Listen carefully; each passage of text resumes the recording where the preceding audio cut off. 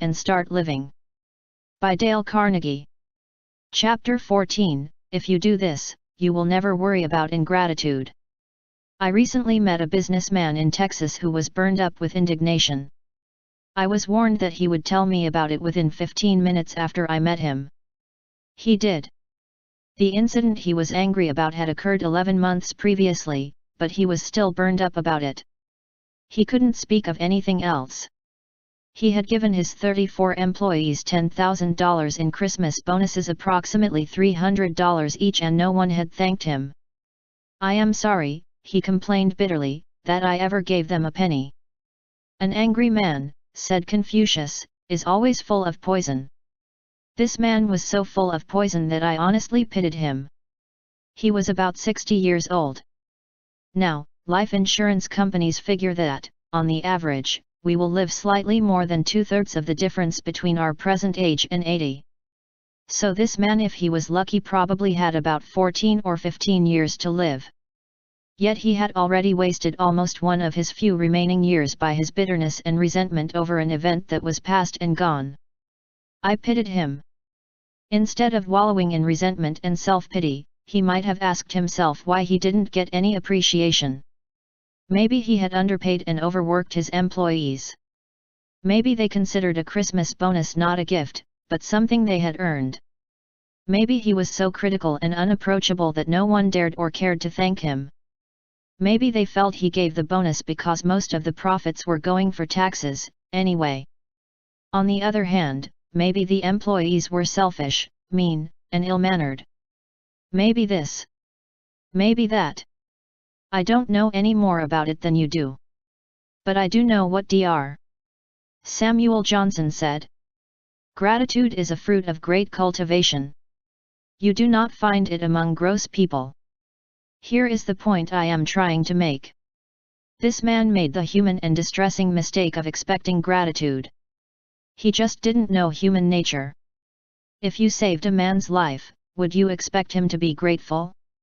You might, but Samuel Leibowitz, who was a famous criminal lawyer before he became a judge, saved 78 men from going to the electric chair. How many of these men, do you suppose, stopped to thank Samuel Leibowitz, or ever took the trouble to send him a Christmas card? How many? Guess. That's right, none. Christ healed 10 lepers in one afternoon, but how many of those lepers even stopped to thank him? Only one. Look it up in St. Luke. When Christ turned around to his disciples and asked, "Where are the other 9?"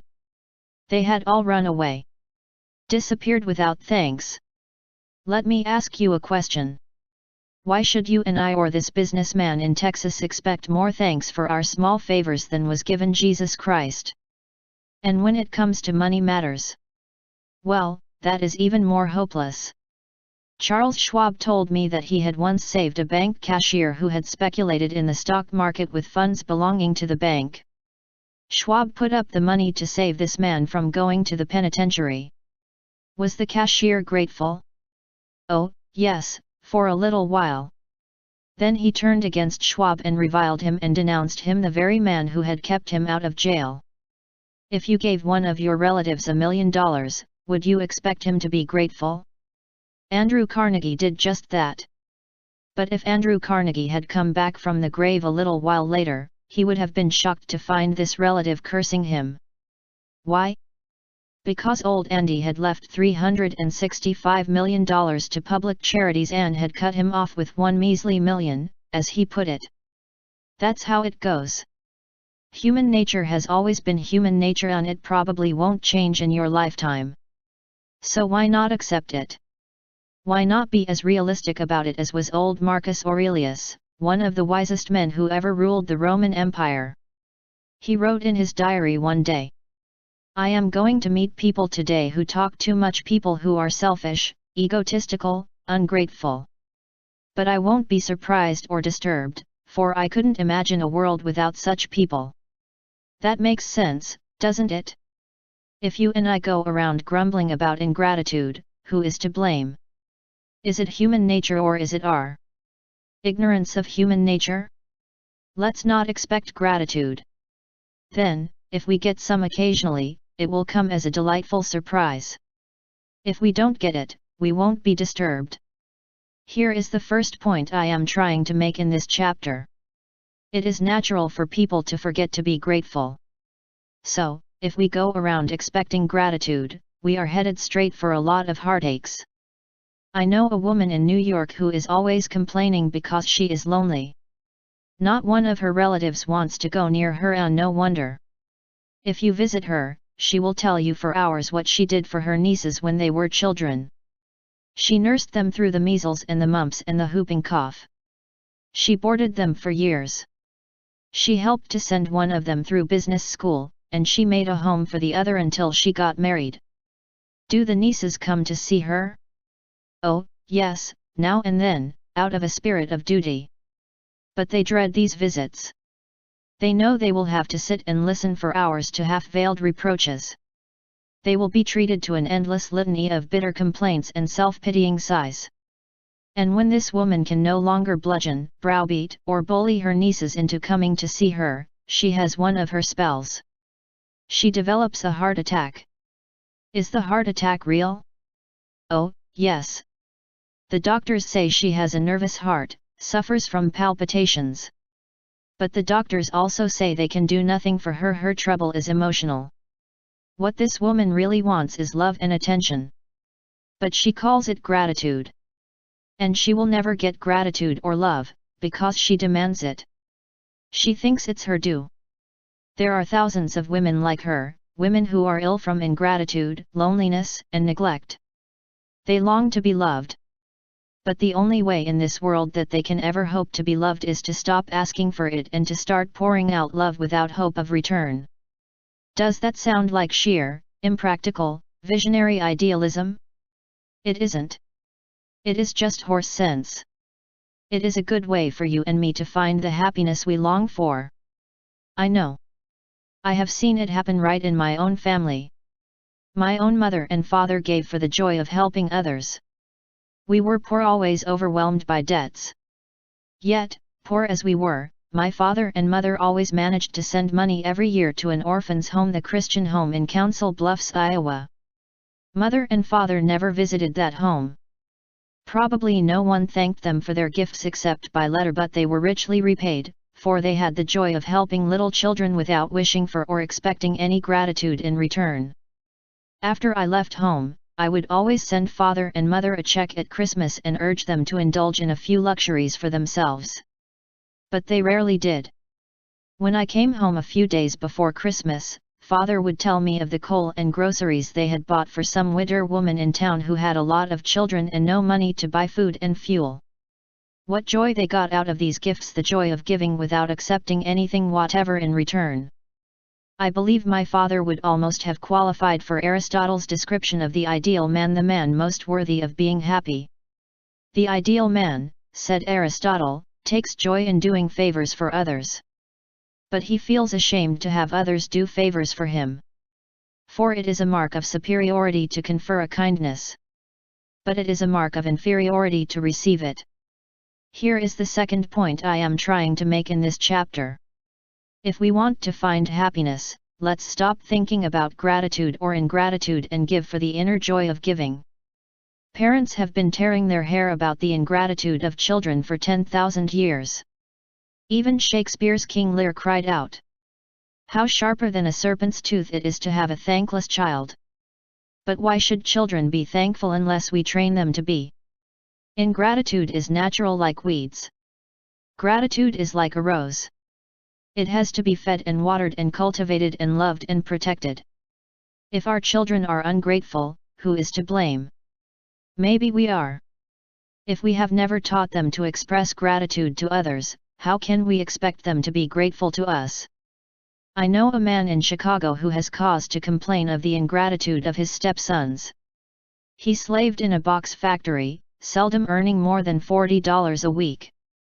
He married a widow, and she persuaded him to borrow money and send her 2 grown sons to college. Out of his salary of $40 a week, he had to pay for food, rent, fuel, clothes, and also for the payments on his notes. He did this for 4 years, working like a coolie, and never complaining. Did he get any thanks? No. His wife took it all for granted, and so did her sons. They never imagined that they owed their stepfather anything, not even thanks. Who was to blame? The boys? Yes. But the mother was even more to blame. She thought it was a shame to burden their young lives with a sense of obligation. She didn't want her sons to start out under debt. So she never dreamed of saying, "What a prince your stepfather is to help you through college." Instead, she took the attitude, "Oh, that's the least he can do." She thought she was sparing her sons, but in reality, she was sending them out into life with the dangerous idea that the world owed them a living. And it was a dangerous idea, for one of those sons tried to borrow from an employer, and ended up in jail. We must remember that our children are very much what we make them. For example, my mother's sister Viola Alexander, of 144 West Minnehaha Parkway, Minneapolis, is a shining example of a woman who has never had cause to complain about the ingratitude of children. When I was a boy, Aunt Viola took her own mother into her home to love and take care of. And she did the same thing for her husband's mother. I can still close my eyes and see those two old ladies sitting before the fire in Aunt Viola's farmhouse. Were they any trouble to Aunt Viola? Oh, often, I suppose. But you would never have guessed it from her attitude. She loved those old ladies, so she pampered them, and spoiled them, and made them feel at home. In addition, Aunt Viola had 6 children of her own. But it never occurred to her that she was doing anything especially noble, or deserved any halos for taking these old ladies into her home. To her, it was the natural thing, the right thing, the thing she wanted to do. Where is Aunt Viola today? Well, she has now been a widow for 20-odd years, and she has 5 grown-up children, 5 separate households, all clamoring to share her, and to have her come and live in their homes. Her children adore her. They never get enough of her. Out of gratitude? Nonsense. It is love, sheer love. Those children breathed in warmth and radiant human kindness all during their childhoods. Is it any wonder that, now that the situation is reversed, they give back love? So let us remember that to raise grateful children, we have to be grateful. Let us remember little pitchers have big ears and watch what we say. To illustrate the next time we are tempted to belittle someone's kindness in the presence of our children, let's stop. Let's never say, "Look at these dishcloths Cousin Sue sent for Christmas. She knit them herself. They didn't cost her a cent." The remark may seem trivial to us, but the children are listening. So, instead, we had better say, "Look at the hours Cousin Sue spent making these for Christmas. Isn't she nice? Let's write her a thank you note right now." And our children may unconsciously absorb the habit of praise and appreciation. To avoid resentment and worry over ingratitude, here is Rule 3. A. Instead of worrying about ingratitude, let's expect it. Let's remember that Jesus healed 10 lepers in one day and only one thanked him. Why should we expect more gratitude than Jesus got? B. Let's remember that the only way to find happiness is not to expect gratitude, but to give for the joy of giving. C. Let's remember that gratitude is a cultivated trait, so if we want our children to be grateful, we must train them to be grateful.